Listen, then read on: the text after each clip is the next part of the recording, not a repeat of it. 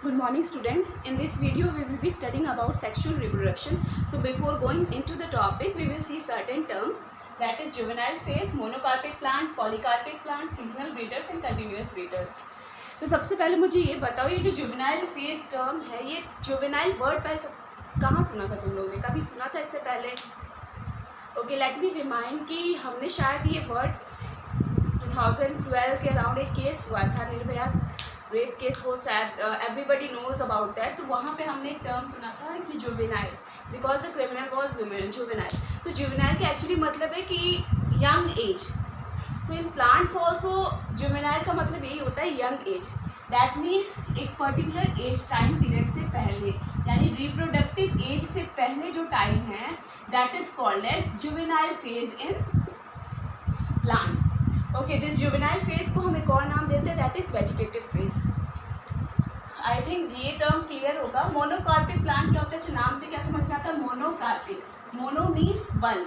तो ऐसे प्लांट जिनकी फ्लावरिंग सिर्फ एक टाइम होती है, उसके बाद प्लांट्स ही पूरे खत्म हो जाते हैं, डेड हो जाते हैं, these plants are called as monocarpic plant. तो एग्जाम्पल जस्ट रिमाइंड करो कि कौन कौन से प्लांट्स हैं जो मोनोकार्पिक प्लांट में आ सकते हैं। तो example will be rice, beet. Okay, polycarpic plant क्या होते हैं? These are those plants which can flower more than one during their life time. Rose हो गया, हाइबिस्कस हो गया। So these are the examples. Seasonal breeders, continuous breeders क्या होते हैं? सीजनल ब्रीडर्स यानी ऐसे एनिमल्स जो कि एक पर्टिकुलर सीजन में ही ब्रीड कर सके। That means those animals which are active at a particular time. For example frog, lizards, they can reproduce only during particular time period or particular seasons. But continuous breeders are those animals which can reproduce during their lifetime. Lifetime here does not means through ages. Ages की बात नहीं हो रही है कि 40 हो गया, 50 हो गया, 60 कभी भी reproduce कर सकेंगे।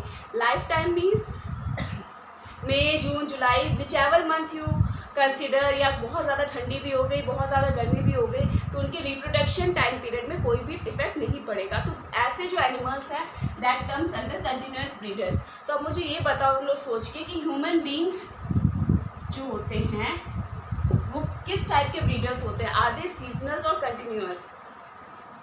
आई think continuous.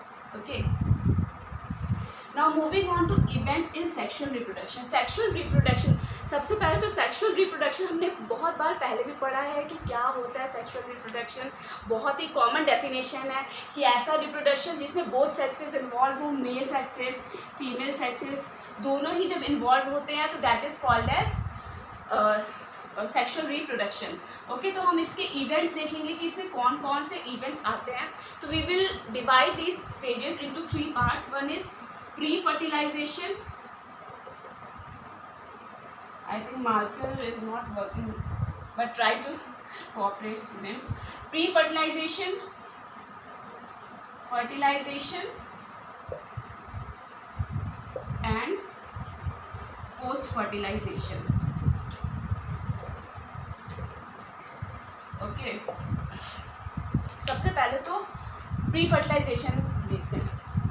See, for fertilization to take place, fertilization means actually क्या हो रहा है? when male gamete, female gamete दोनों ही फ्यूज हो रहे हैं, ठीक है, तो उसको हमने बोल दिया fertilization, या इसी प्रोसेस को हम बोल देते हैं syngamy। ओके, कि जब x y, मान लिया x is the male gamete, y is the female gamete, अब इन्हीं दोनों का अगर फ्यूजन हो रहा है तो इस प्रोसेस को हमने बोल दिया syngamy। ओके, बट इसी प्रोसेस को होने के लिए सबसे पहले हमें गैमेट्स की रिक्वायरमेंट तो होगी, that will come under pre fertilisation events. Okay, तो गैमेट्स फॉर्म होगा सबसे पहले, तभी तो फ्यूज़ होगा। बात समझ में आ रही है? पहले चीज़ें फॉर्म होंगी, बाद में फ्यूज़ होंगी। तो इसी गैमेट्स के फॉर्मेशन को हम एक टर्म देते हैं जिसको कि हम बोलते हैं गैमेटोजेनेसिस। ओके, गैमेटोजेनेसिस क्या हुआ? Gametes formation. ओके, अब गैमेटोजेनेसिस इज ऑफ 2 टाइप्स। इसको 2 टाइप्स में हम डिवाइड कर सकते हैं। One is spermatogenesis and another is oogenesis। Okay, spermatogenesis क्या होता है? The formation of sperms. जब मेल की बॉडी में स्पर्म का फॉर्मेशन होता है उस प्रोसेस को हम बोलते हैं स्पर्मेटोजेनेसिस। व्हेन फीमेल की बॉडी में एग्स का फॉर्मेशन होता है the process is called as oogenesis। और कॉमनली अगर हम कोई एक टर्म यूज़ करना चाहेंगे आइदर मेल और फीमेल, तो you can use the term of gametogenesis. Okay, यहाँ तक बात समझ में आ गई होगी। तो हम अपने को प्री फर्टिलाइजेशन क्लियर है, फर्टिलाइजेशन क्लियर है। नाउ पोस्ट फर्टिलाइजेशन में क्या होता है, अब इसके तुम लोग सबसे पहले ये देखो,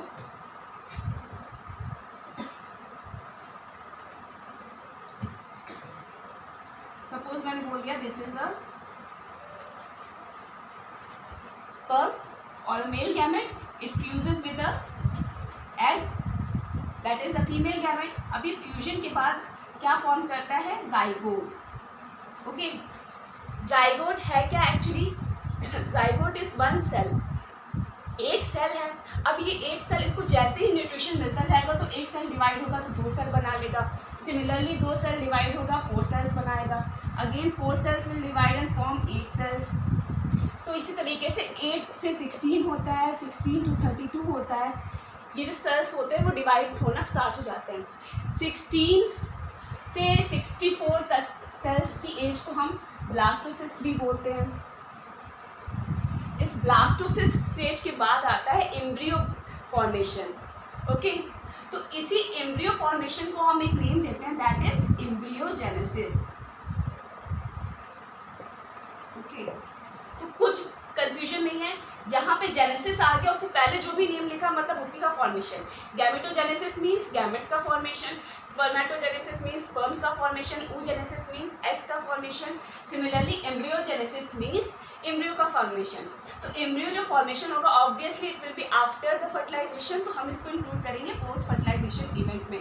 अब एम्ब्रियो फॉर्मेशन के बाद क्या होता है, फीटस फॉर्मेशन, फीटस बनता है, फिर फाइनली वो डेवलप हो जाता है एक बेबी में। अच्छा, हम लोग बहुत ज़्यादा डिटेल में इस चैप्टर में से नहीं स्टडी करेंगे because we will be studying it in very deeply in chapter number 3, तो हम लोग वहाँ पे एक एक प्रोसेस डिटेल में देखेंगे।